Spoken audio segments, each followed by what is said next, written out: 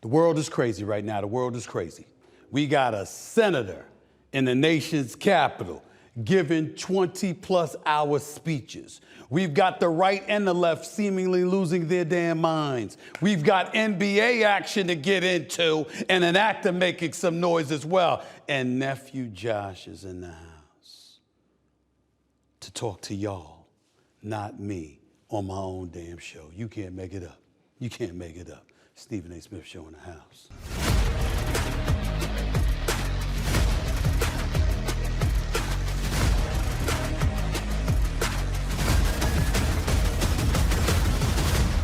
What's up, everybody? Welcome to the latest edition of the Stephen A. Smith Show, coming at you over the digital airwaves of YouTube and, of course, iHeartRadio, as I love to do at the very least 3 times a week. As always, I'd like to pause and give a moment of love and appreciation to my subscribers and followers and listeners on iHeartRadio. There's millions of downloads that have taken place over the last few months. And courtesy of YouTube, we've now eclipsed 1.16 million subscribers and counting. Can't thank y'all for the love and support enough. Keep it coming. And I'm gonna keep on coming. To continue to like and follow the show, just click the bell to get notified for all of our newest content. And you too shall be considered the latest member of the Stephen A. Smith Show family. And while you're doing that, please make sure to grab a copy of my New York Times best-selling book, Straight Shooter, a memoir of second chances and first takes, now in paperback. Just go to straightshooterbook.com to get yourself a copy. Once again, that's straightshooterbook.com to get yourself a copy. Let's get started. I remember I'm going to get to the NBA. I'm going to get to my sports now, but we got to get started in the nation's capital and the latest headlines coming out of the White House, as we're just about 100 days into the Trump administration. I think it's a little bit over 70 to be exact, but who cares? I appeared on Chris Cuomo's show on News Nation a few weeks ago to address this notion of President Trump running for a third term. The idea was first floated by Trump's former key advisor, Steve Bannon, on Cuomo's show. Trump failed to dismiss the idea despite the 22nd Amendment that says, quote, no person shall be elected to the office of the president more than twice, end quote. So let's say President Trump could run for a third term. That would mean the Democrats could put Barack Obama back on the ticket. Here's what President Trump said just yesterday when posed that question. Please take a listen to this. If you were allowed for some reason to run for a third term, is there a thought that the Democrats could try to run Barack Obama against you? I'd love that. For his third term? Boy, I'd love that. That would be a good one. I'd like that. No, people are asking me to run, and there's a whole story about running for a third term. I don't know. I never looked into it. They do say there's a way you can do it, but I don't know about that. But I have not looked into it. I want to do a fantastic job. We have 4 years, just about, almost close to 4 years. Time is flying, but it's still close to 4 years, and we're getting a lot of credit for having done a great job in the first almost 100 days. I got a couple of opinions about that, to be quite honest with you. But before I get into that, I just wanted to remind everybody that this past weekend, this past Sunday afternoon at 3 p.m. at the Westbury Music Fair in Long Island, New York, myself, Bill O'Reilly, and Chris Cuomo were on stage, essentially doing a town hall in front of 1,500 people. 500, a few hundred VIP members, paid $500 a pop to VIP folks. Thank y'all for the love and support again.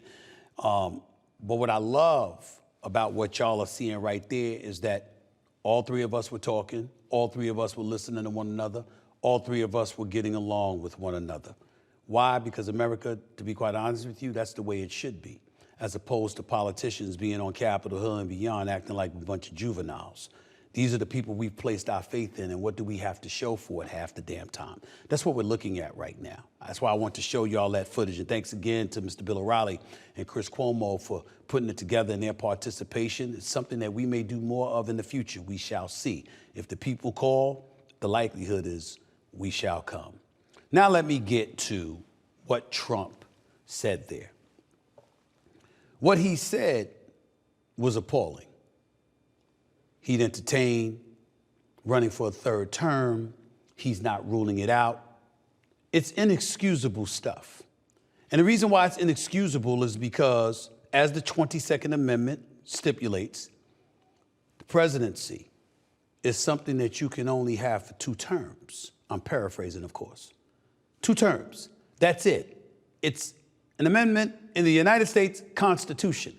And the reason why I had a problem when Steve Bannon said it weeks ago and Bill O'Reilly summarily dismissed, because it's not going to happen, not going to happen. Let's not forget Eli Honig from CNN, the legal analyst who has appeared on this show on many occasions, Ellie Honig, I'm sorry. He's appeared on this show on several occasions. And the man knows what he's talking about, a brilliant, brilliant legal analyst talking about the likelihood of it not happening. What I said then and what I would say now, that's not the point. The point is, why are you talking about something that clearly is in violation of the Constitution of the United States? And I'm not even thinking about Trump on this level. I'm thinking about the Republicans out there. I'm thinking about the conservatives out there who religiously preach to us about the Constitution, the Constitution, the Constitution. Now, a whole bunch of black folks don't refer to that quite often because we remember the original Constitution labeled us 3/5 of a human being. We didn't like that necessarily. So that's not something that we defer to. But since you on the right, you being a conservative, religiously have referred to the Constitution, suddenly it's not applicable because your guy is in office. See, that's the inexcusable nonsense that I got a problem with. As for him going up against Barack Obama, once upon a time I thought Barack Obama would smoke him. I'm not so sure anymore. It was Barack Obama that spoke on behalf of Kamala Harris. Michelle Obama certainly put forth her due diligence in doing the same. Where did that get them? They lost the popular vote, lost the Electoral College vote, lost every swing state, lost the Senate, lost the House. I mean, damn, it's L's all over the place. Now, Barack Obama will always be my president. I voted for the man, love the man, respect the man. But we have an obligation to be honest here. The numbers and the facts have shown that while Obama himself has been popular all of these years, his policies may not be. Because judicial seats, congressional seats, Senate seats, gubernatorial seats, all L's all over the place when it came to Democrats during his administration. From 2009 to 2016, look at the numbers. Look at the drop-off. Look at the number that was there when he arrived. And look at the numbers of judicial seats, gubernatorial seats, congressional seats, Senate seats when he departed. It's inescapable. There's no way around that. That is factual evidence that while he is popular and very much liked and resonate with a vast majority of American citizens out there, black, white, Latino, and everything in between, it doesn't necessarily resonate with others as it pertains to his policies, or at least the people who he supports, who co-sign on his policies. Because those people they can't stay in office. So now it would be interesting if Barack Obama could get a third term and decided to run again, and Donald Trump and him wanted to run up against one another. I'm not going to lie about that, but it wouldn't be the foregone conclusion it once was. That is what we have to get to there. But the only reason I bring this up, it doesn't matter whether it's likely or not. It doesn't matter that it's unlikely in the eyes of many. The fact that you would talk about circumventing the Constitution is problematic. Now, there's people like Bill O'Reilly and others who say it's an evasive measure by Trump. It's an opportunity to create a mirage so we can pay attention to that instead of the real issues that are going on. Well, let me not be one of those people that fall victim and prey to that. Let me bring up a name like Kilmar Armado Abrego Garcia. Remember him? He's the Salvadorian based in Maryland who was snatched up by the government, ICE, I believe, ultimately deported because they were saying he didn't belong in the country. He wasn't a citizen. His wife's a citizen. They were saying he wasn't eligible to be here when, in fact, they had to ultimately admit that there was a mistake in court records because, indeed, he does belong here. But they said, oh, no. What can we do about it now? We can't get him back. What the hell you mean you can't get him back? Because you deported him to El Salvador. And now you can't get him back. And so now the excuse is, well, he was a gang member. It's a member of MS-13. And this is the kind of stuff that they're saying. to justify that you really shouldn't want him back here anyway. So what's the big deal? Once again, we're missing the point. We're a nation of laws. How many times have we said that? How many times have we heard both sides say that? And if we are a nation of laws, then you don't get to summarily dismiss your willingness to break the law or your incompetence in breaking the law. If we're going to call it, let's call it. We got so many people in this country, it's about this guy. It's about that man who's the 47th president of the United States, the Bannons of the world and others. You want him so bad, you got to co-sign everything. You got to be puppeteers. You got to parrot his speeches. You got to do everything. What's wrong with saying he's wrong? The election's over. You can't just say he's wrong. You can't just say he could do better. You can't just say there should be this level of incompetence where we've got national security figures mistakenly texting war material and war plans to journalists. You can't just flat out say that is an inexcusable act. There is no excuse for it. You got to let Hegseth and Walls and everybody but Marco Rubio look in our face and lie about the blatant incompetence that has been exercised. And the Republicans want to sit up there and point the finger at the Democrats. I'll get to the Democrats in a second. Right now we're talking about y'all. What you gonna do about that? I mean, is it really that bad? Are y'all just that stuck and addicted to this dude? Or are you scared that he's the only one that can resonate with the American people because, like the Democrats, you don't feel you have a bullpen? I think Marco Rubio qualifies as bullpen material. I think Marco Rubio could be the next president of the United States in 2028. I think J.D. Vance got a chance after I watched him on the debate stage against the Democratic VP, Mr. Walls out of Minnesota himself. I think you got a couple of cats that you can look at, but evidently y'all don't. Because if Trump passes gas, y'all will say it's perfume. What the hell? You scared? You can't disagree with anything. You can't say he did this wrong.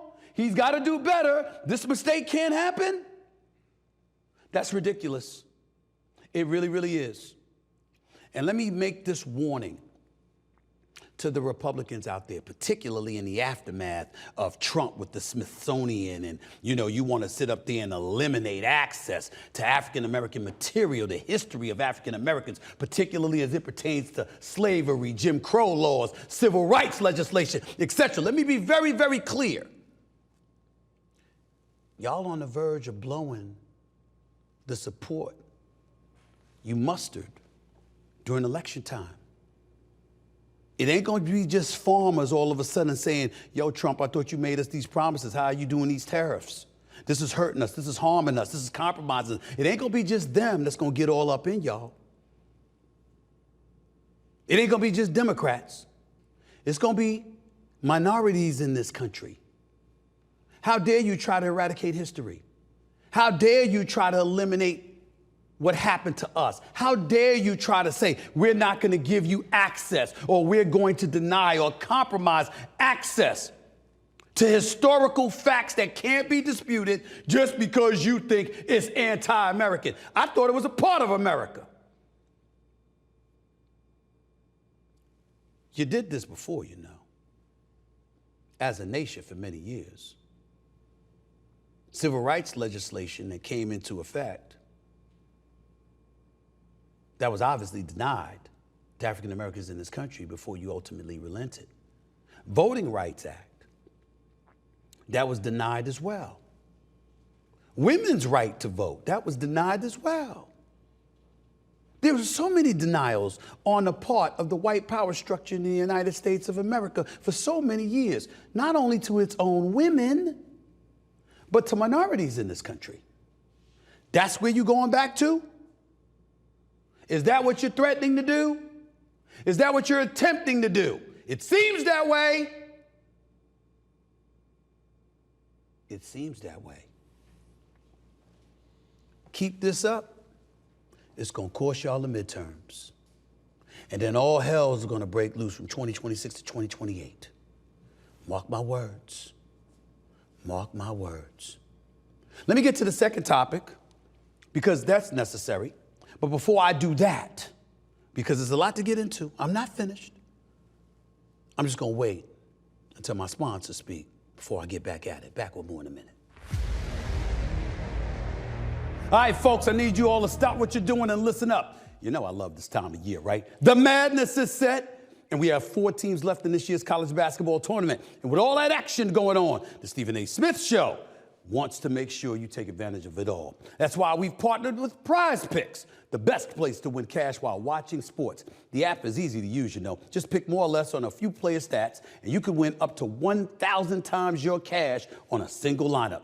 And there's more. Prize Picks will give you $50 when you play your first $5 lineup. Win or lose, you'll get $50 for playing. Use promo code SAS and download the app now. Again, download the app and use code SAS to get $50 instantly after your first $5 lineup. Prize Picks. Hey, run your game. Today, I'll give you my picks for this Saturday's basketball games between the Auburn Tigers and the Florida Gators, and of course the Duke Blue Devils and the Houston Cougars. So let's get to it, all right? First up, will Auburn's Janiah Broome score more or less than 18 points?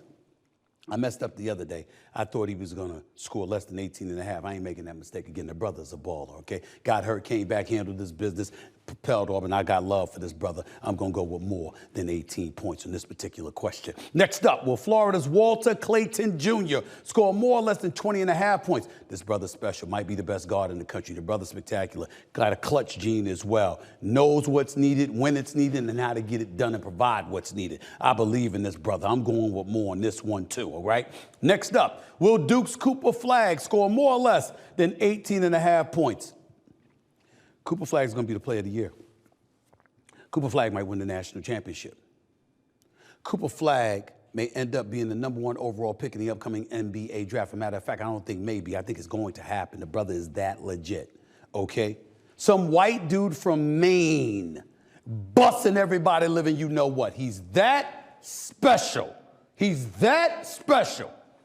And because of that, I'm going to tell you right now, he wins the national championship. He is on the Mount Rushmore of Duke college basketball. The Mount Rushmore. That means Grant Hill. That means Christian Laettner. That means Jay Williams. And that means Cooper Flagg. He's got that kind of skill. 6'8", 6'9", a handle, can shoot, interior, on the outside, can get to the basket, finish at the basket, hit free throws. Plus, he's rough and rugged, ain't scared of anybody. He's special. He's special, ladies and gentlemen. And Duke, I believe, if they win the national championship, it's going to be because of that brother. We going with more than 18 and a half points just because it's him. Oh, say can you see the flag, that brother, special. And finally, will Houston's L.J. Cryer score more or less than 16 and a half points? Houston's the one with the big-time defense, all right? But have they faced a real formidable defense, somebody that's focused on locking them down? Cryer can ball, and I know this, but I'm still anticipating he's going to score about 16 as opposed to more than 16.5. So I'm going to go with less on this particular question. I could be wrong, but I have to pick less on somebody. And out of the 4 y'all gave me, I'm going to pick him. So that's it, all right? Let's go with it. More for Janiah Broome, okay? More for Cooper Flagg. More for Walter Clayton Jr. Less for L.J. Cryer. That's where I'm at with it, y'all. Flow with me on this. I haven't been bad this year. Not bad at all. Welcome back. Back to the politics in Capitol Hill. Meanwhile, Cory Booker, the New Jersey Democratic senator, has staged a filibuster of sorts, not literally, but of sorts, to protest what he calls the crisis that President Trump and top advisor Elon Musk have created in Washington. Booker began speaking on the Senate floor Monday night at 7 p.m. And as of this taping, Booker has been speaking out against the Trump administration for 20 hours plus. Here's a portion of Booker's comments on the Senate floor. Quote, in just 71 days, the President of the United States has inflicted so much harm on American safety, financial stability, the core foundations of our democracy, and even our aspirations as a people for our highest offices, a sense of common decency, These are not normal times in America, and they should not be treated as such, end quote. So long as Booker is holding the floor, the Senate won't be able to conduct other business unless he temporarily yields. Meanwhile, California's top Democratic Governor Gavin Newsom is speaking out against his own party. Newsom criticized the party and implored fellow Democrats to take accountability for their losses and called the party's current brand, quote, toxic, end quote. Newsom appeared on Real Time with Bill Maher and said the following, quote, Democrats, we tend to be a little more judgmental than we should be. We need to own our mistakes. We need to own what's wrong with our party. Part of the problem with the Democratic brand is that we talk down to people. We talk past people, end quote. Newsom recently launched a new podcast called, quote, This is Gavin Newsom, end quote. The California governor hosted conservative guests like Charlie Kirk and the aforementioned Steve Bannon.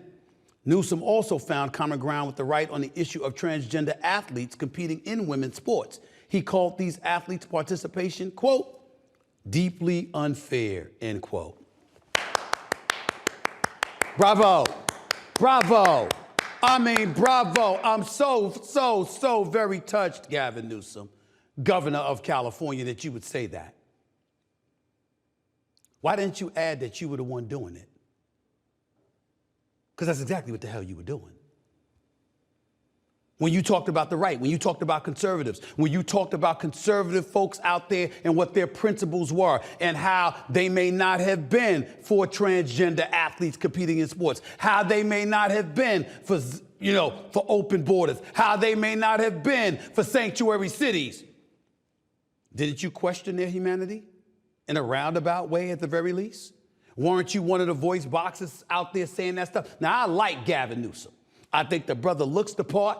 He looks presidential in them damn blue suits, no doubt about it. He's sharp as a tack. He's smart as hell. But on far too many occasions, when he was spewing out facts, it was rife with emotion. Instead of addressing the facts that the right was throwing in his direction to debunk anything that he had to say. But we forgot to mention that to Bill Maher on Real Time. This is the kind of problem that exists right now. So now that we've lost an election, suddenly we're going to admit you were talking down to people. Suddenly we're going to admit you weren't paying attention to people. Suddenly you're going to admit that the things that were prioritized didn't need to be prioritized. And now we need to have conversations on both sides. That's what we were all saying leading up to the election. Now, in fairness to Gavin Newsom, who I like as a person, I must say that I don't believe he would have run from an interview with Joe Rogan. I don't believe he would have avoided until the last minute of an interview with Fox News. I don't believe that he would have been as cushioned and as safeguarded as Kamala Harris. I will admit that. But there is no doubt, respectfully, Mr. Governor of California, that your record won't hold the mustard. That's why you got a podcast. We keep inviting you on this show. Still waiting. Still waiting. Because here's the reality, sir. With the homelessness, with the crime, with the cost of living in California, I can't imagine Gavin Newsom winning a presidential election with what is going on in the state of California. Period. And even though it may not have been your mistake because natural disasters happen, the first words out of your mouth can't be, it's a local problem, not a state problem, when you're confronted by it. And then you show up on Real Time with Bill Maher months later and you're saying, hey, we got to own up to our mistakes. Californians don't believe you. I'm not one of them. I'm not a Californian. I'm not talking about myself. But I know plenty of Californians that do not believe you at all. But I got some good news for people out there about politics and politicians and the things that you're seeing right now. I got some very good news to give y'all that y'all haven't thought about yet. It's very important that you understand this. And I'll let you know what that is right after this break. All right, everybody, listen up. With all the big-time sports action that's happening each and every day, the Stephen A. Smith Show wants to make sure you are taking advantage of it all. That's why we've partnered with Prize Picks, the best place to win cash while watching sports. The app is really easy to use. To make a lineup, all you have to do is pick more or less on a few player stats. Choose from any of your favorite players, Luka Doncic, Jimmy Butler, and Zach LaVine, all in the same entry. Then sit back and watch. The list is absolutely endless. You can play Prize Picks in over 40 states, including California and Texas. Best of all, Prize Picks will give you $50 when you play your first $5 lineup. Win or lose, you'll get $50. Just use promo code SAS and download Prize Picks right now. Again, download the app and use code SAS to get $50 instantly after your first $5 lineup. Prize Picks, run your game. One of the good news about what's transpiring in the political stratosphere right now, even with Cory Booker sitting there 20-plus hours raising holy hell about all the things he's been seeing from the Trump administration, things that I mentioned earlier, didn't mention Doge and Musk, Department of Governmental Efficiency, and what Musk has been doing, cutting jobs, looking into wanting folks' Social Security numbers, trying to find everything, talking about curbing spending, eliminating waste and fraud and all of this other stuff. And to the Republicans out there, I'm fully aware that there's footage of Nancy Pelosi and Chuck Schumer back in 2010 and 2012 saying the same damn thing we're hearing from Trump right now and Elon Musk about fraud and waste and all of that stuff. So there is a bit of hypocrisy there. I'm fully aware. But the good thing about watching Cory Booker talk the way that he's talking about them is this, y'all. I don't know if anybody's realized this. It's real issues being discussed. See, we ain't talking about nouns and pronouns. We ain't talking about unisex bathrooms. We're not blaming illegal immigrants for everything. We're talking about real issues that are affecting the American people. Federal government jobs being stripped from folks, cost of living, quality of life being compromised, no happy medium in sight, absence of negotiations, the friction that exists. At least we're discussing the issues now. No more of this BS distracting us from what's really going on or talking about issues that affect less than 1% of the population. No more of that. When you talk about eradicating the Department of Education, that's real jobs. When you're battling unions and the teachers that are at the mercy of the unions and you're saying that change needs to happen, that's a real issue. We talk about national security and our defense and how we could spend $77 million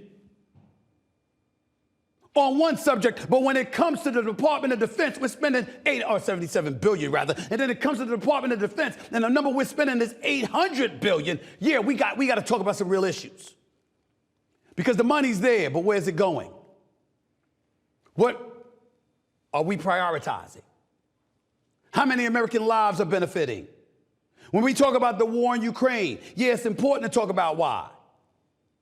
When Bill O'Reilly brings up something like the Yalta Conference or the Yalta Convention from 1945, where you have the Brits and the United States and Russia collaborating with one another to create a new world after Hitler was defeated. And all of a sudden, people are able to look to the year 2025 and saying the way that Trump is acting is similar to how Stalin acted and how FDR and these guys just gave the power to the Russians who wanted Europe and had agreed to a democratic society, but before ultimately reneging on that promise and instituting communism. All of these things that have been said. And somebody's able to point to it being done right now and asking the question, how does the American citizen benefit from all of this? Now I'm loving it. Not because I know the answer, but it's because none of us really know. But we gonna find out the more they talking about it. And ultimately, a conclusion is going to be drawn, and we're going to ultimately confront what's truly in the best interest of America, as opposed to debunking and knocking down stuff that the other side was doing, and then we're just offsetting it by going the complete opposite. No, at some point in time, it's got to be about America again. Not talking about America first, but legitimately, realistically, fairly putting America first in the right way. Because it ain't about America first. It's about the American citizens being first. Anybody could come up with the slogan about America first, but everything they're doing is for themselves. When you start benefiting the working class of America by making sure you're addressing their concerns, their needs, their desires, their fears, their wants, when you do that, then you could get away with saying America first without the cynicism that comes accompanied with it. I like this. We're debating and discussing real issues now, as opposed to being emotional, devoid of facts about what the hell is really going on. So I enjoy the banter and I enjoy the back and forth, as long as it's substantive. That's all I wanted to say about that. It's a good thing, y'all. Maybe not today, but it will be a good thing in the days, the weeks, and the months to follow. And you know when we'll know really, really what it's all about? When the midterms arrive. If the Republicans win the midterms, America is saying that's how we want this nation to be. If America says otherwise, then the Republicans will lose. Very, very simple. Very simple. Coming up, he's an actor, probably best known for his role on Insecure. The one and only Jay Ellis joins the show to talk about his latest project. But first, LeBron versus Steph, or Steph versus Jokic. What matchup should NBA fans want to see in the first round of these upcoming NBA playoffs? We'll dive into that right here on the Stephen A. Smith Show. Up next, don't go away. Welcome back to the Stephen A. Smith Show. There's a lot of NBA stuff to get into, make no mistake about that, particularly with the fight for the Western Conference playoff seedings, because that's exactly where I want to go. Here's a look at the current seeding out west, where the Denver Nuggets are currently the 3rd seed, the Lakers are the 4th seed, and the Golden State Warriors are currently at 6th. So we could be looking at a scenario where LeBron and Steph face each other in the first round, and that could be a dilemma for the fans and the league. And here's where I'm going with this. At some point in time, we got to make a decision, ladies and gentlemen. Think about the scenario here. Let's say, for example, that the Golden State Warriors hold on to the 6th seed in the Western Conference. They would possibly face Denver, who's a 3 seed, right? But if they moved up to the 5th seed because Memphis is sliding after letting go of their coach, Taylor Jenkins, they don't look great. They've lost the last 2 games or so. If Golden State finds a way to inch up to the 5th seed and the Lakers stay at the 4th seed, that's LeBron James and the Lakers versus Steph Curry and the Golden State Warriors in the first round. It guarantees one of them gets to the second round, but it also guarantees that one of them is bounced out in the first round. So what do you prefer? Do you prefer LeBron going up against, say, the Clippers, going up against, say, the Minnesota Timberwolves with Ant-Man in the first round? Do you prefer that with the possibility of advancing to the second round while Golden State goes up against somebody like Denver? They'd be undersized, but nevertheless, with Steph Curry and Jimmy Butler and what they could do together, if they were fortunate enough to knock off Denver, then you get to the second round as well. Or do you want LeBron and Steph to face one another and one of them go home in the first round? I'm not going to lie to you. I like that scenario better because I don't know if I could bet on the Golden State Warriors to beat the Denver Nuggets. When Jokic or Jamal Murray are out of the lineup, or both of them, Denver ain't the same. But when they're in the lineup, they're league leaders in field goal percentage shooting. They're one of the better three-point shooting teams. Oh, by the way, they're top-notch in fast break points, for crying out loud. This is what they bring to the table. And they got a championship pedigree. I don't know if I want to bet my money on Steph Curry and Jimmy Butler and the Golden State Warriors knocking off those brothers in Denver, particularly with Denver having a home court advantage in a first-round playoff series. A Game 7 would be back in the Mile High City. I don't know about that. So we might have to settle on Steph Curry and LeBron James going up against one another and advancing, with one of them definitively advancing out of the first round. And oh, by the way, in that series, I would still go with the Lakers. Even though Golden State could beat them, I would say the Lakers have to be the favorites. Here's my personal preference, though.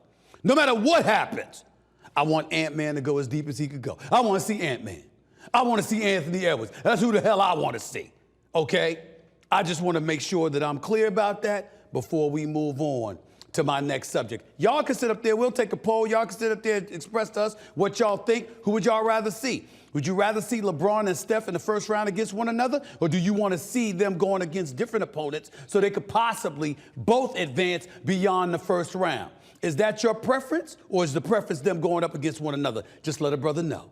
Just let a brother know. I'm about to ask this next brother this question because he is my next guest, talented actor, best known for his role as Lawrence on HBO's hit series Insecure. Since then, he's starred in a string of hit TV shows and films, including his latest called Freaky Tales, which hits theaters on April 4th. My brother, the one and only Jay Ellis in the house. What's up, big time? How you doing, man? How's everything? My guy, what's good, bro? It's good to see you. By the way, tell everybody that, first of all, how tall are you? I was with you about 2 weeks ago. You're about legit 6'3", 6'4", right? You're about 6'4", ain't you? Yeah, I'm about 6'4". All I right. think that's what they call it. That's Yeah. right. And you interned with the Portland Trailblazers before you became this star on television and film. You were a damn intern with the Portland Trailblazers, were you not? Yeah, man. I was there for the 02-03 season, the Jailblazers season, man. Mo Cheeks was the coach. Oh, you obviously know that roster, That's right. but yeah, I was there for all the trouble, man. There we go. And so that means you know your basketball. So you heard what I said. You heard what I broke down. If you had your druthers, knowing that you out in Southern California, but you're very familiar with the Bay, etc., what scenario would you want most? Would you want LeBron and Steph going up against one another in the first round with one of them definitively advancing beyond the first round? Or do you want to take the risk of them going against somebody else and both of them getting bounced out? I like to see them both get deeper. That's a great team, man. So I'm not sure that's who they want to see in the first round for sure. So, I think you're right. I think it's a lot of fun. I think it's great for the game to go see, the Warriors and the Lakers slug it out in the first round. So you're good with them and at least knowing that one of them will advance past the first round, right? Yeah, man, listen, this is playoff basketball as we know it. These are two great teams. And so, I think we're going to have a lot of fun. I think the series will go longer than what some people might expect it to go. But, I think that's the basketball that we want to see. And that's why we sign up and that's why we watch and that's why we show up to these stadiums and these arenas to see games like this. Are you sure it's fair to classify both of them as great when you talk about them as teams? I know they're good. But great, we know great teams when we see them. Do you really feel both of them are great? Here's what I think. Boston is great. Oklahoma City is great, right? We know what the top of the pack looks like. We know that for sure. Like there's no questions about that. Here's what you can't do though. You can't count either of these teams out. You can't count the experience out. You can't count the pedigree out. And so I think these teams have had flashes of greatness and can be great.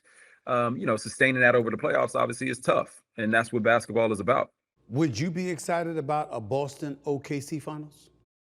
Yeah, give it to sure. me, man. Give it to me, man. I mean, listen, I'd love to see OKC make a run. I think Boston, will get there. I'm excited to see them back and see them defending their championship. It would be fun to see OKC, you know what I mean? Especially as an Oklahoma boy, I grew up in Tulsa. So, it'd be fun to see OKC, go in there and have a real shot. That team is special, man. Like you look at that team, like those guys are really special. They really show up I was listening this morning, man. They might mess around and win 70 games. Yeah. Like this is a really great team. And I do think it would be fun to go watch a team where everybody is locked arms, you know what I'm saying, going to play basketball. It'd be fun to see them get there. There's some other teams that I might like to get there, but, it'd be fun to watch. Let me tell you what I shared before we get into you a little bit more. Let me tell you what I shared about this season. First of all, I don't want as much as it's popular and as much of a bonanza in the ratings it would be for the Lakers to go up against Boston. The reason I don't want to see that series is because I believe the Los Angeles Lakers would get slaughtered by the Boston Celtics. I don't think that's a match they're made for. They're built for that. I don't think so. I just don't like that for the Lakers. I want a competitive NBA Finals. I don't want some lopsided affair where you're lucky to see you win a game. I think Boston would destroy them. Here's what I would tell you is my most attractive proposition in terms of interest. As great as the Oklahoma City Thunder are, those young thoroughbreds led by SGA, who's my MVP this year, by the way, the brother spectacular. Let me tell you what my matchup is. Could you imagine if it was LeBron James and Luka and the Lakers going to Cleveland to try to stop Cleveland from capturing the championship? LeBron having to stop Cleveland from winning the championship. To me, that could be an epic matchup. What do you say to that?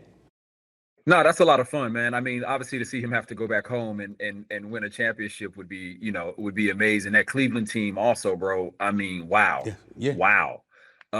What a phenomenal team from 1 through 12, bro. Everybody shows up and plays their part. That would be a lot of fun. I mean, obviously the storylines would be great, you know what I mean, in terms of all the other things that come with it. But the basketball, the style of play for those two teams, it would be a lot of fun to watch them go up against each other. But you can't count out a Boston Lakers. No, I'm not. You know what I mean? Like that's basketball. I mean, man. that's basketball, and I'm not. I think Boston's the best team in the NBA, and they should repeat. You got to bet your money on them. I'm just talking about. I think that the Lakers are no match for them, whereas they're a better match for Cleveland. And so because of it would make for an epic matchup. Whereas I think Boston against LA, that series ends in 5. That's my problem. I want a 7-game series for the finals. I want a game 7 of an NBA Finals, a championship on the line. It's 48 minutes away. Everybody got to show up. That's what I want to see. Yeah, listen. I think again, listen. Will it get to 7? I don't know, but I think LeBron and Luka could pull something out. You know what I'm saying? That maybe we wouldn't have expected. But you're right. I think a Cleveland Lakers matchup is a lot more fun to watch. It's a lot more even. Again, the style of play of those two teams, it would be fun. The storylines, it would be fun. Right. That'd be fun to watch, man. I also would love to watch Donovan get there, man. I think Donovan is a guy he's a stud, bro. No and doubt. I think he's kind of was overlooked in Utah, even though he was doing the thing in Utah as well. And obviously he's flourished in Cleveland. So would love to see him get there. Let me transition to you, man, because I got to get to some of the things that you're doing. That's why you here, not to talk basketball. I just got your basketball analysis while I had you on camera. But let me ask you this. An NBA star, a corrupt cop, a female rap duo, teenage punks, neo-Nazis, and a debt collector embark on a collision course in 1987 Oakland, California. Does this sum up the premise of Freaky Tales? Yeah, man, this is a wild movie, bro. It brings together 4 different groups of people and 4 different stories that all obviously converge at one point. In my story, I got to play Sleepy Floyd in this film, who obviously, as we know, is a Warrior great, still holds the record for 29 points in the fourth quarter in the playoffs. And, it was amazing to be able to go in there and play a fictionalized version of him where I got to honor that greatness, but still got to go have fun and do this amazing martial arts and weapons work that I get to do in this film to kind of avenge all these characters and all these stories. Why was Sleepy Floyd the character you picked? What was that about? Yeah, man. I mean, listen, the first time I read this script, it was the most original thing I feel like I had read in a really long time, and it really jumped off the page at me, and it really set me in 1987 Oakland. I grew up, this, but I spent time in Sacramento as a kid. I had an uncle in Hayward. I got family in Stockton. I spent a lot of time around the Bay and got in and out of there a lot. So, obviously thinking of that 80s Warriors team and this moment that he had, it was just an honor to be able to do it. But, to be able to flex and show my action skills and my martial arts skills, my practice, that was, a lot of fun and a challenge. I love a challenge. I love a physical challenge. And, getting to do that in this film was amazing, man. And, getting to be the hero. There we go. So this wasn't something where, you had some stunt double or somebody. This was you doing martial arts and all of that stuff. That's what you were doing, Jay? Yeah, we don't do stunt doubles, Stephen A. We don't do stunt doubles, Stephen A. We don't do that, bro. Nah, listen, man. I will tell you something. I hadn't done martial arts since I was about 7 or 8 years old, and I might have got a yellow belt. I'm not even sure. And I met my stunt double in this film, and I told him, I was like, bro, you're not going to work in this movie. And he was like, cool, that just means you got a lot more to do. And I learned 5 or 6 different styles of martial arts. I learned how to use 5 or 6 different weapons. Bro, I was doing 3 a days. I would do 2 hours every morning. I would do an hour of lifting in the middle of the day. And then I'd go 2 hours of weapons at night, 2.5 hours of weapons at night, 6 days a week. and did that all the way up until, we started rolling cameras on Sleepy Story. I heard you call Tom Cruise for some help, some advice. Mr. Maverick, Top Gun himself. Yeah. Is that true? Yeah. Mr. Mission Impossible Yeah. himself. Is that true? Yeah, man. I mean, listen, who better to call than the guy he's really the definitive, action star. You know what I mean? Like, when you think about that genre and you think about all that he's done, like, who better to call and say, hey man, how do I do this? You know what I mean? How do I train? How do I recover? How do I prepare myself for this? How do I make sure I don't get injured? How do I make sure I'm hitting my mark? And through all this physicality, how do I make sure that I am absorbing every single one of these martial arts styles and weapons practices that you're learning at a time? And he was gracious, man. He sent me this crazy long text with all these different things to do and think about and to watch film. One of the things I keep telling people is, like, he told me, film everything, and every single night before you go to bed, watch it so you can see what you did right, what you did wrong, what you need to improve on. And literally every single night I would lay in bed and watch whatever I did that day. How hard is it for you to watch this? I know doing TV every day, I don't like to do that too much. I really, really don't. Yeah. To me, tomorrow's the next day. I got to show up, right? How hard is it for you to look at it and just watch yourself and critique yourself? Yeah. Nah, that's not for me, man. That's not really, in a TV show, I think it's interesting because I'm watching to understand the tone of the show. I'm watching to make sure I understand that I'm locked into the right show. And then after a while, I stop watching.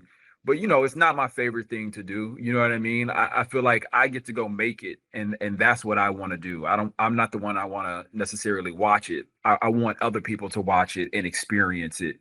And, I hear how people feel about it, and that's how I know I'm doing my job. Whether you love my characters, whether you hate my characters, as long as you feel one way or another, I'm doing my job. Right. The enemy is indifference. That's the death Yeah. knell, indifference. As long as they love you or hate you, you're good to go. That much we Good to know. go. That much we know. Yeah, the Netflix series Running Point, which you star in as well, you play the head of the fictitious LA Waves. I mean, that's a hit on Netflix right now. You look at what you're doing with all of these projects. Where do you feel you are in your career at this particular moment in time? And how are you feeling about the industry as a whole with this quote unquote sensitive times that we live in and so much to be watching out for in terms of characters you portray and how information is absorbed? Yeah, I mean, I'll say for the industry, man, I'm feeling optimistic. I'm feeling like, we obviously hit some bumps and bruises, from obviously the pandemic, like everyone else in the world, through, the strikes that we went through. And obviously there's been a ton of reshuffling and restructuring. But I think some of those, those things are starting to settle. Obviously, LA had its own, heartbreaking troubles with the fires this year. But I feel like a lot of that's starting to settle a little bit. And the industry, people want to get back to work, man. And writers are getting busy again, and writers' rooms are opening up, and films are being, kind of fast tracked to be made. And so I feel like we're going to make a roaring comeback and start making a lot of stuff again. And I think, for me in my career and where I'm at, I only dreamed of a lot of this, man. And then I started putting it up on a vision board at a certain point. And, I feel like I've been building these pieces and putting this career together of work that I'm proud of and work that, I want to look back and say I did that, you know what I mean? And be proud of it. And, I've been fortunate to do that. I've been fortunate to work with a lot of amazing people, filmmakers, writers, actors, obviously. And, it's beautiful. I think of it like winning a championship. I never won a championship, you know what I'm saying? But I think of it like, next year you start all over again, and none of whatever happened in the past doesn't matter. So, I pick up every single day and just keep doing the work, and, hopefully the career will keep going. I'm wondering about the challenge of an artist, particularly one in Hollywood like yourself and others, considering how the industry, according to the reports anyway, has scaled back to some degree since the strike. How much production is actually being put out there. It seems like content is king, but it also seems like studios, networks, et cetera, are spending less money, making less of an investment. I guess I'm asking, are these times harder, or is it more of the same coming from a perspective such as yourself, based on what we know? Yeah, that's a great question, Stephen. I think, it is challenging, right? There's not as many opportunities out there for people. There's not as many, if you're an actor, there's not as many productions going, which means you don't get as many opportunities to go get a job. If you're a writer, there's not as many writers' rooms open, which means you don't get an opportunity to get a job. Or when the few rooms do open, they staff so quickly, you don't get an opportunity to get a job. And so, I think it has been a challenge, man. I think about a lot of friends of mine who are below the line workers. You think you're craftsmen, you think you're hair and makeup folks, your gaffers, your teamsters, and a lot of folks have been out of work. So it has definitely been a hard time and it's been a trying time. I think on the creative side, though, you try to look at it as an opportunity to create, and you try to look at it as an opportunity to say, if I could tell a story that I want to tell, how could I do that? Right? Do I do that via a scripted podcast? Do I do that via a TV show? Do I do that via a film that I'm writing, or I want to direct, or a short film? And so I think it's really forcing people, or giving people the opportunity rather, to like go be creative and think about how you want to give back to this creative community and put something into it. And that is that's how I try to look at it, man. And I think a lot of my friends who aren't as busy as they want to be, like, that's how they're trying to look at it as well. Is like, how can they go create something for themselves and start a whole new lane for themselves? Is it challenging when you consider the fact, like for me, this is my show, I've created this show, etc., but you got to go out there and get support unless you want to finance it yourself. That's not the role of an actor, producer, or whatever. That's not a role that folks customarily want to play. Do you find that to be more challenging, more fulfilling, or too challenging to the point where you're like, damn it, I got to do something new that's got some guaranteed funds in the mix? What's your mentality about that? Man, I love a challenge. So I'm probably the person, who's gonna go try to figure it out, right? I'm the person who's gonna go, be like, oh, well, how do you raise money? Or how do you, get this thing made? How do you do a podcast? Excuse me. How do you license a piece of IP? That's me and kind of how my brain works. It is a very daunting thing, though. Like, that is not why many of us got into this. Many of us became actors because we just want to tell stories, right? We love the power of storytelling and how it can reach the world. And it is built self-indulgent at times, like, it's no lie, but like, at the end of the day, like, you do love the work and you love the study of people and you get to perform. And so now, knowing that you have to add all these different layers, I think of it as, putting little things in your toolbox, you know what I mean? And you start to become a Swiss Army knife, and you start to realize, like, oh, I can write a thing, act in a thing, get my homeboy to direct it, get another friend to produce it, and now we can put it out on YouTube, or now we can license it to a streamer. And it's a tough thing for sure. It's a lot to learn, but I think there's a lot of people out there who want to do it, and are now given the opportunity to do it because there's no other choice, right? And I think people would rather do that before walk away from it because you love it too much. You know what I mean? Like, I couldn't imagine doing anything else, Stephen A. Wow. You know what I mean? Like, this is what I was put on this earth to do, is tell stories and entertain people. So I'm going to find a way to do that by any means necessary. Before I let you get on out of here, man, speaking of telling stories, tell us the story of the upcoming NBA Finals. Who are you seeing? Who do you see winning? Come on, man. Why you do this to me, Come on, bro? man. Come on, man. You want to tell stories, right? You want to tell stories. Well, listen, stories can come in a variety of forms. Stories could come with, they could be reality stories, or they could be fantasy. They could be fantasy. You know what I'm saying? You could give a fantasy version. I mean, Draymond Green out there talking about the Golden State Warriors going to win the championship. Some people think that's fantasy. A few think that's reality. Others think that LeBron and Luka got a shot. They want to ignore OKC and Boston. I mean, those are fantasies that could become reality. What about you? Okay. I think Boston gets there. I think we know that. We see that. The West is tough, man. Listen, I mean, you know this. You do this every single day, man. 6, 7, and 8, 5 through 8 are like one game apart. Like, this is crazy, man. Like, it is insane to see this. Again, going back to that, you brought out who your MVP is. Joker is my MVP.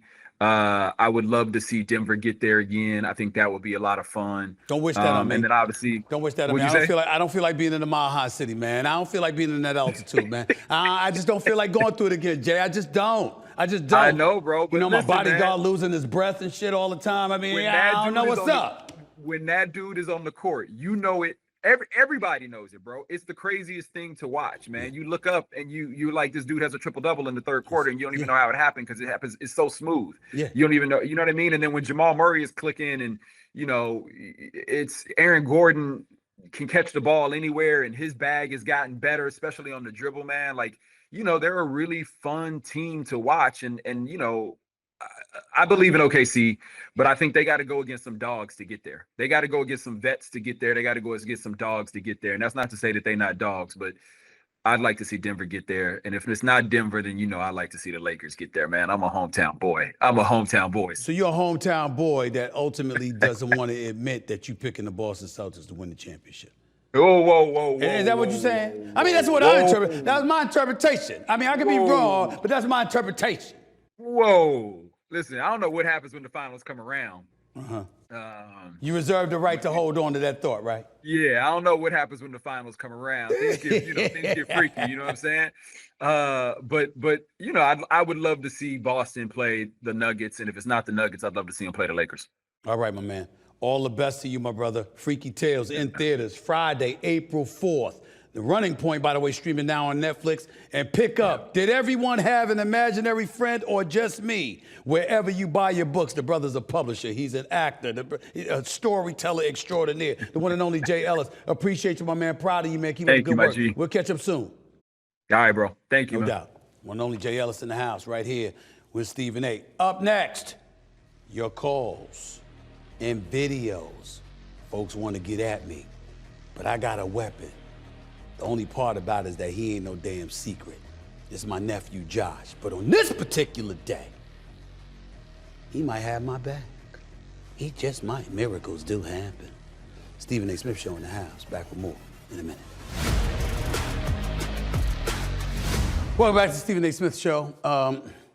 You heard me talking politics. You heard me talking the NBA. Thanks again to the one and only Jay Ellis for coming on the show, talking with us as well.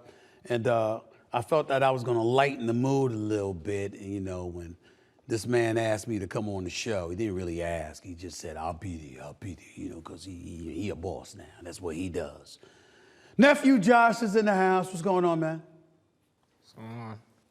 What the hell is that you're wearing? I got a date tonight. Don't say nothing crazy. Why does that shit look like shiny pleather? That's what's going on right now. Everything is not a Steve Harvey suit. So, but is that pleather or leather? And don't disrespect my brother Steve Harvey. You be I'm nice not. to Steve Y'all Harvey a on my tandem. show. You know what I'm saying? No. Steve Harvey, Stephen A. Harvey. No. There's only one Stephen A. Baby.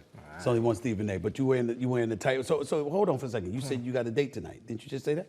Yeah. Where you going? Sightseeing, because it's free. I mean, it's my turn to pay, so. So you said because it's your turn to pay, We're going to go sightseeing. you going sightseeing because it's free, so that means you don't want to spend no money. It's not just that, too. The weather's turning around, too. Like, the city's nice. The weather feels good outside. We're going to get some air. But the first words out of your mouth was, it's my turn to pay, so this is free. Because, you know when they be like, it's the thought that counts? So I put 100% thought into this instead of money, 100% thought. 100% thought. 0%. 0% So where you gonna take her for the sightseeing? Where you gonna take We're gonna start at 34th Street, then we're gonna walk a marathon until, she probably gonna wear heels because she think we're gonna eat. So we're not gonna walk too far, then she's gonna be tired, then we're gonna head back.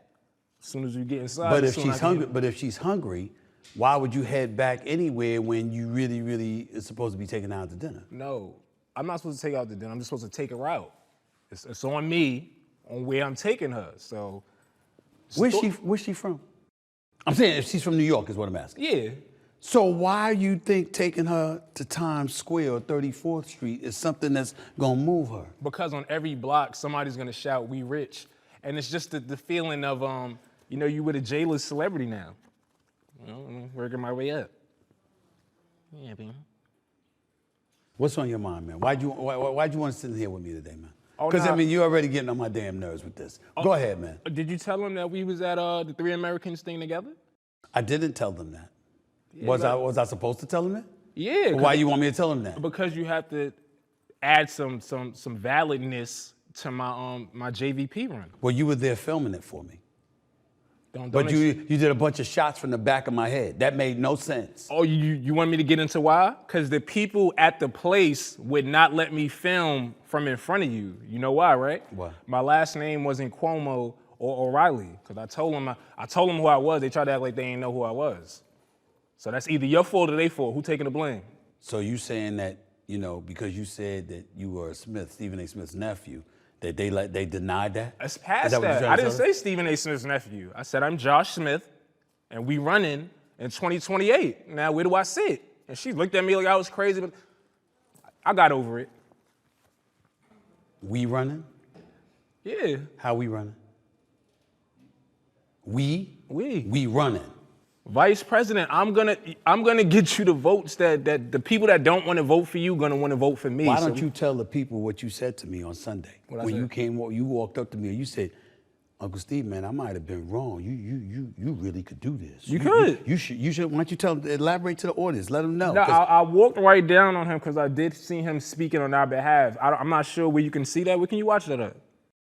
I don't know. Yeah, that's Bill O'Reilly. You don't even know where we can watch that. But he was speaking on our behalf, and I was thoroughly impressed by that. I was impressed, and I'm like, listen, between me and you got the left, and I got the right. I think it would be the other way around, the way you talk. What's that mean? That's what I'm just saying. I don't know. But go ahead. Why you got these cards in your hand? What you got? I don't know. These are my notes for later. I got a few new laws and stuff like that. We're gonna get into it after this. New laws. New laws. Oh, God. Yeah. Let me go to the videos, man. Let me go to the videos. Some people gonna call in, they send the videos in, they got some stuff to say. I don't know whether it's to me or you or whatever. It's probably to me because they don't care about you. They care about me. But let's hear what they got to say. All right, who we got here? Stephen A., my question to you today, sir, is if you could change the outcome of one game in sports history, not just for the result, but for the impact it will have on the player's legacy, what game would you choose and why? By the way, this is the best question they ever asked you. Boom. Game 7, LeBron James against and the Cleveland Cavaliers against Golden State. Draymond Green should have never been ejected for Game 5. That was a stimulus package the NBA gave LeBron James. But give him credit because him and Kyrie Irving went ballistic in Games 5 and 6. I think both of them dropped 41 apiece in Game 6. That was the game Steph Curry got ejected when he took his mouthpiece out and threw it. Well, he actually fouled out, but he threw it aimed at the official, but accidentally hit a fan, a patron there. And then Game 7, the block by LeBron on Andre Iguodala's layup, and of course Kyrie with the sidestep 3 over Steph Curry won the championship for Cleveland. If he doesn't win that championship, there's no championship in Cleveland, okay? That's one less championship he would have on his resume, right? And there's no conversation whatsoever. No conversation about GOATs and all of this other stuff. So I would say to you, I'm not that I wish, because I'm not wishing that, but I look at that game in terms of impact and legacy. You know, Magic and Bird win the finals for a decade. Jordan won six NBA finals, 6 of 6. But when you talk about legacy defining, that would have been that. I think that one right there is like, I'm cool with that, with the results of that, because that was players deciding what happened. The Legion of Boom losing a ring because you decide to throw a pass when you're at the 2-yard line when you have Marshawn Lynch. Right. I don't like that one. That's a good one. That's a good one. Galen's over there talking to me about Patrick Ewing and the Knicks in 1994. Yeah, it would have changed Patrick Ewing's legacy. That is true. But we still wouldn't be thinking about him that much if the Knicks fans would, but not the world, not the basketball world. That's why I didn't pick that. Galen, sit back there and continue to lose weight, bro. Let's go to the next video. Show me what you got. Hey, what's up, Stephen A? So here's my question, man. Why do I just have to see you everywhere, man? Like involved in politics, involved in the sports stuff, involved in everything, man. I'm used to people that tried to stay out of the spotlight, like Jim Murray or any of the LA Times writers before it got terrible. So I don't know, man. You're not a journalist. You're just an influencer. And yeah, your political career is laughable. I don't know why you're trying to get involved. You seem more literate than Kamala was, so that doesn't make any sense. They need someone sharp or someone that's going to represent the people, and you seem to be just about yourself. So, yeah, I guess my question is, why are you everywhere and making millions of dollars? All right, thank you. I guess my answer to the question would be a question. Why the hell do you know I'm everywhere? Clearly you can't get enough of me since you decided to take time out of your life, to send me that. I won't get into the fact that you look like you got a lot of time on your hands. I wonder why. I won't go that route. Instead, what I will tell you is this. First of all, I'm not an influencer. I have been a journalist. I'm a journalist that transitioned to a pundit/commentator. Why? I have a resume, my brother, spanning 30 years. New York Daily News, Philadelphia Inquirer, CNNSI, Fox Sports, ESPN. Now owning my own platform. Brother, this wasn't given, it was earned. So you can hate, you can do what you want to do, but I do this for a living. Now, clearly you have a problem with that. There's a simple solution. Don't watch. But the reason why you can't stop watching is because you hate it, but you like what you see. You like what I'm giving. So I appreciate the support. I'm sorry you can't admit it. Sorry about that, but that's on you. Josh, what are your thoughts? I think he was talking to me, because I ain't got no resume. I ain't got none of that, and I got put on. And I don't mind being spoken about. And you know another thing? We owe Camera's Kevin. right there. We owe Kevin Durant an apology because we all do. I used to get on him, you too, about having burner accounts. I got 7 now. So you can catch me at Britney Spears 79737. Watch your mouths, because I could be answering you from anywhere. You got 7 burner accounts? Yeah, they be talking to me like they're crazy. I don't have no damn burner account. I know. You gotta wake up and fight back. Why? I don't know. I just think it's fun. I like it. Oh my God. Yeah.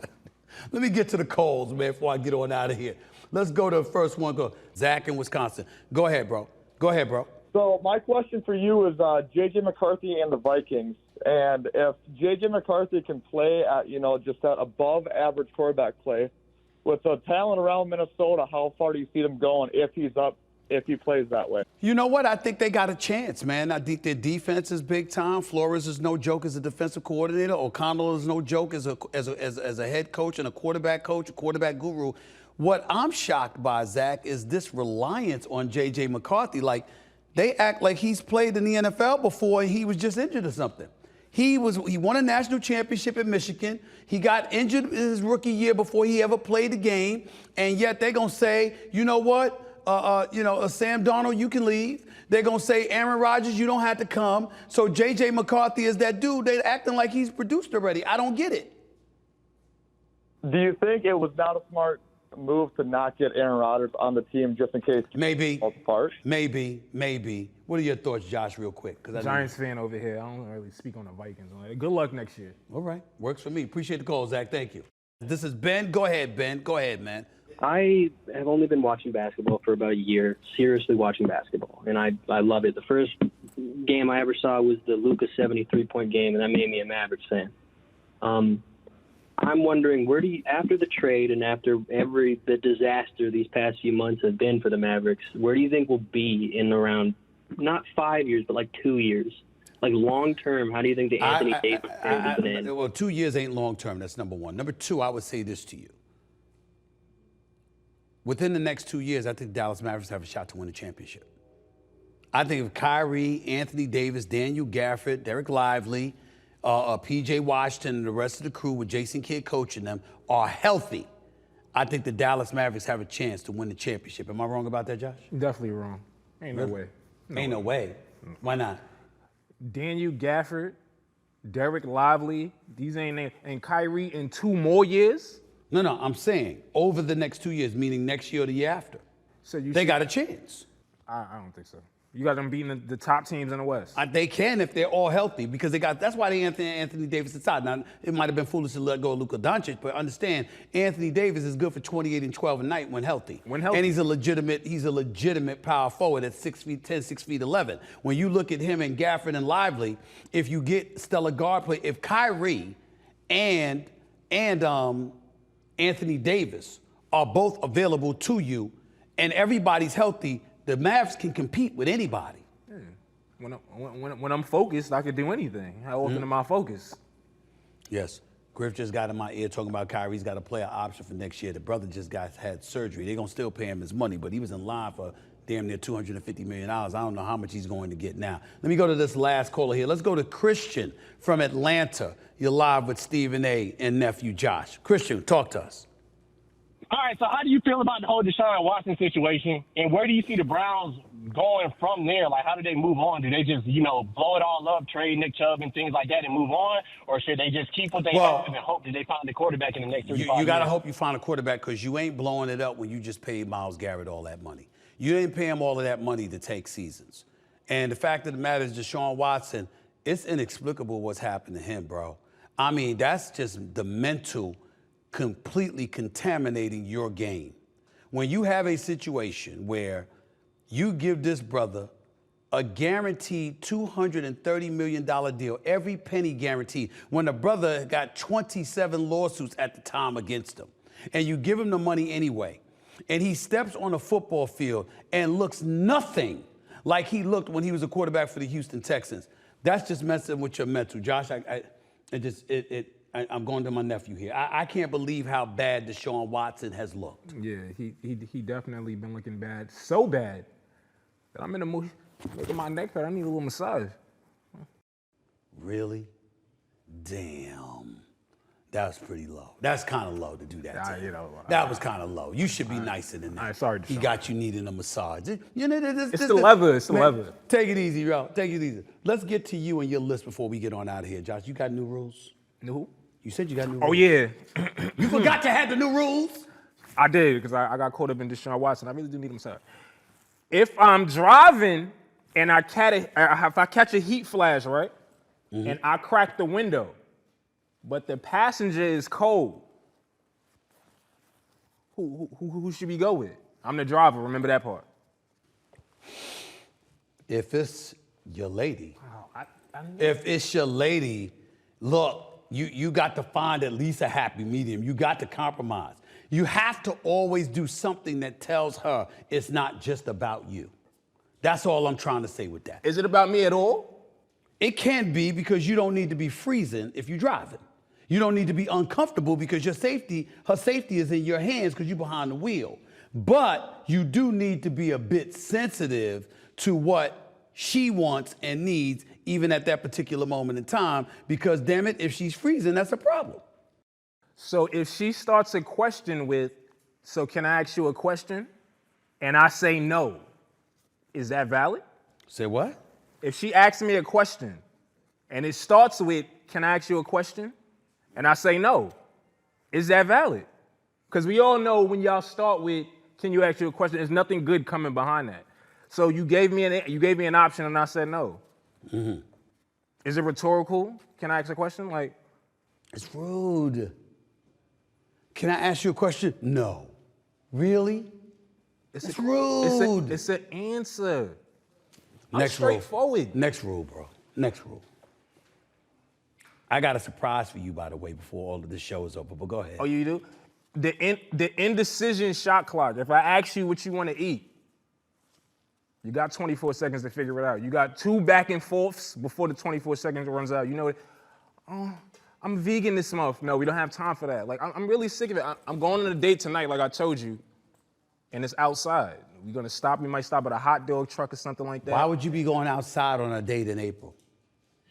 In early April? Why would you pick an outside venue in early April? Like, it might get a little chilly, but the wind is not going to go through this. Hopefully she doesn't have on nothing that's too thin. So you thinking about what you was wearing, you took into account not at all what she might be wearing? No, not exactly. If she wants to go home, then the sooner we get inside, the sooner. Man, sit down. What's your next rule? So that's it for today because my mails. We're gonna get to the mails on the next show. What's a surprise for me? Okay. I'm gonna bring you back later on in the week to give you your rules. But I got a little surprise for you, a little video that I'm gonna play for you in just a second. I just sent it to my man Griff and Galen. When y'all have that video, play it for Josh. We gonna end the show on this, please. Cause you got something explaining to do. I got you good on this one. Hold on for a second. Yo, Stephen A, man, tell your nephew, tell Josh that I'm really disappointed in him, that he didn't know who the original Flash was. I pay homage to the original Flash before you introduce a new Flash character. All right? So, I'm still a big fan, but that's strike one.